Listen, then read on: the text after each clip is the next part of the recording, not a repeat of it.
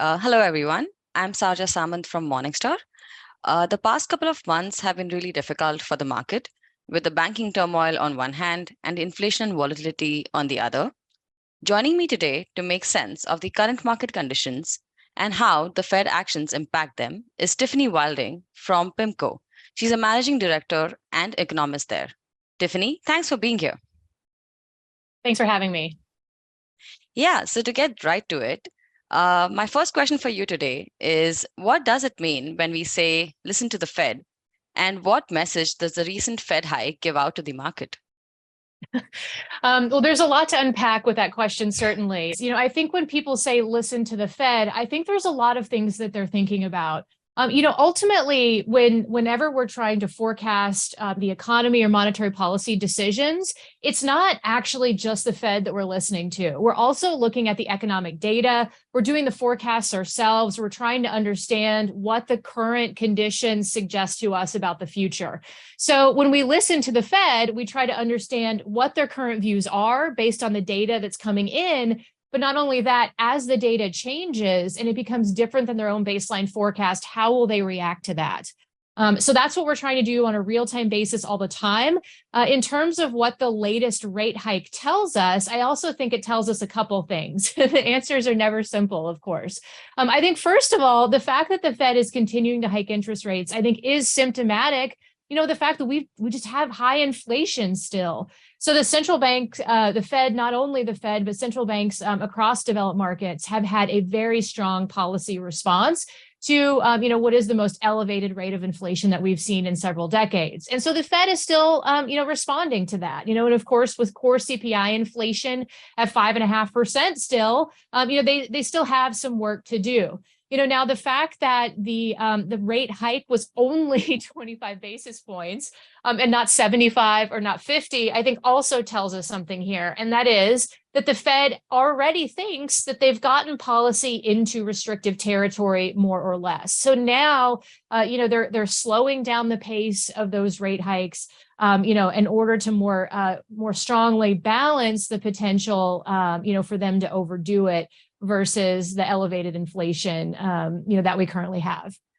All right. Thank you so much. And just to pick it up from what you said right now, that they are probably slowing down their pace.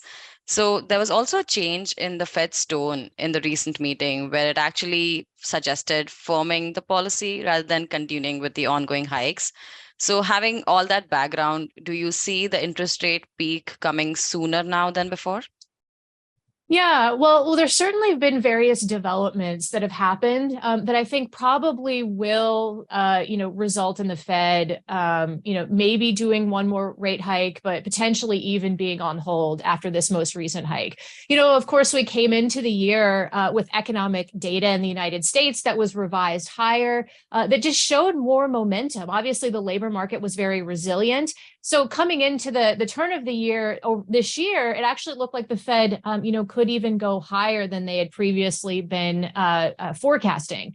But now in the last couple of weeks, obviously, we've had elevated stress within the banking sector, particularly regional banks. That spilled over into the European banking sector market, obviously, with the weekend merger of Credit Suisse and UBS. And overall, all this does is raise the cost of capital for the banking sector, and ultimately that's going to slow loan growth. They're going to pass that on to businesses and consumers through higher rates and slower loan growth, and that's ultimately going to be a drag on the economy. So what this most recent stress is basically suggesting, or what we think should be suggesting to the Fed, is that they ultimately have to do less heavy lifting on the policy rate themselves in order to get, a similar outcome. So yeah, we think the Fed, if not being done or is almost done with their rate hikes. Now, one last word on this is that, slowing down or even stopping on hikes, doesn't necessarily mean that the Fed is going to turn around and aggressively ease. And that's even despite the banking stress, and that's just because, like I said before, inflation's still elevated. So the Fed was really still having to weigh inflation risks versus financial stability risks, and obviously if banking sector stresses don't really escalate more from here, it's probably still going to take inflation coming down more towards target for them to actually start cutting rates or normalizing policy. All right, thank you so much. And as you mentioned, with the banking sector stress and the economy slowing down, the chances of recession are higher now than before. And everyone seems to keep talking about the recession coming up. But we are still seeing like plenty of jobs, people still going out to the mall, basically the demand still being there. So why is that? Well, what's interesting is that so last October we came out with our sort of detailed forecast or outlook for 2023. And in that essay, we effectively wrote about the high probability of inflation, or excuse me, of recession in 2023. And the reason why we thought that, is because monetary policy works through lags. The Federal Reserve was clearly doing a lot to bring down inflation, and the tighter financial conditions that have resulted from that, in our view, would probably be enough to bring growth down into a modest, or to bring the economy down into a modest recession. We had actually kind of basis of that analysis was some historical look, across 14 developed economies, the last 70 years, which suggested to us that recessions tended to come 2 to 2.5 years after central banks started rate hiking cycles, and that you saw a more material deceleration in the output gap, around 6 to 8 quarters after. So that suggested in 2023, we should start to see this deceleration. And, now we didn't forecast the specific idiosyncratic factors with, the Silicon Valley Bank or Signature Bank or whatnot, but nevertheless, I think the timing of this stress and slowing of activity within the banking sector is kind of consistent with historically what we've seen around hiking cycles. So that, in our minds, all suggested that, and still suggests that the probability of recession this year is elevated.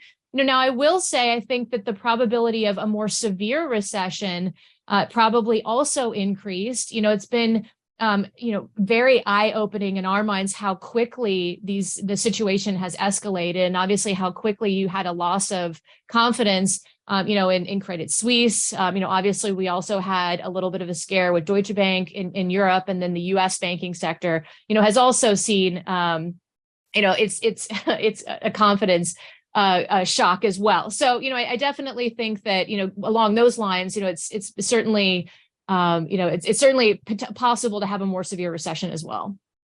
All right, thank you. And yeah, you answered my question right there. I was just going to ask how deep of a recession are we looking at here, but it looks like a severe recession could also be in the picture going ahead. But thank you for that. And just one last question for you.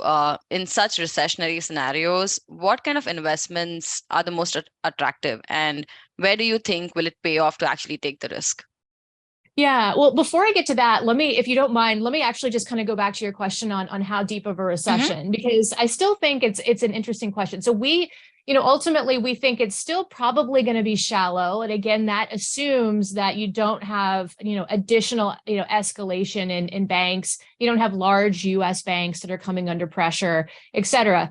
Because the reason is because there's still a lot of positive, what I would call economic overhangs left over from the pandemic. You still have consumers on average that have elevated savings. There's still pent-up demand, I think, for, as a result of the fact that people just couldn't get the stuff that they wanted in the wake of the pandemic because of some of the supply constraints. So that is still having a positive effect on the economy. In addition to that, at least large corporate balance sheets are relatively strong. Even some of the smaller businesses that will be more impacted by this banking sector stress, they were actually really able to repair their balance sheet as a result of the PPP loans and other supports during the pandemic.